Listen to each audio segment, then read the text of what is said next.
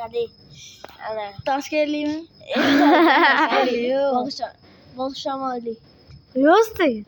Ardagilarchi, yo'q. Yamalchi. Aytdim hozir o'zingli. Yıldız. Yıldızmi? Bu ham Pushkin dedi. Yo'qdi. Anakada. Üçüncü mikro oyunda. Üçüncü mikro oyunda. Güzel. Ronaldo'ç. Ronaldo tem. Ya ne olur? Evet. Kırgız. Messi'ci.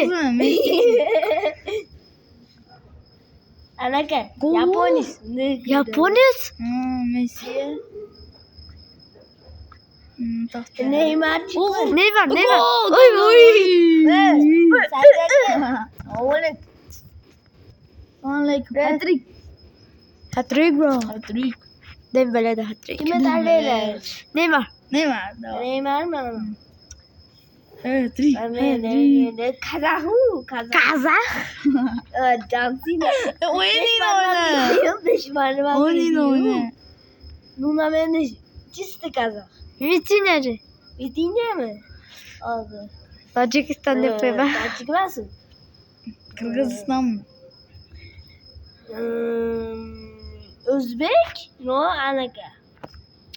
Başka nasıl? Junior Ronaldo. Ronaldo. Kırgız bozu. Vitine Kırgız'dı. Yok. Bitti devlette oynadı o da. Ulan bitti devlette oturdu. Kinem kızı. Kimi? Başka oynamayan da o paminat Oyna. Özü aşırı tuğulgan o. Çok uyucu çok oldu ya. Uy dişi kol oynamayaptı ya. Bence karı. Kimi terleyle? Karı. Da toxta. Ya karı. Fili. Pele.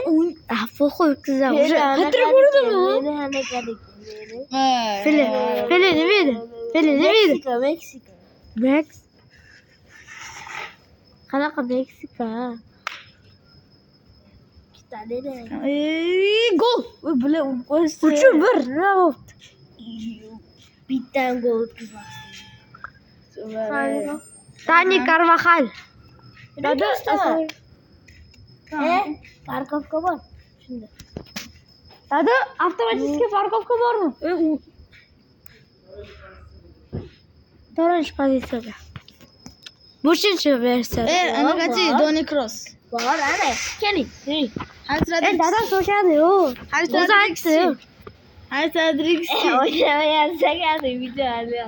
Valla ben. Haris Rodriguez. Hello.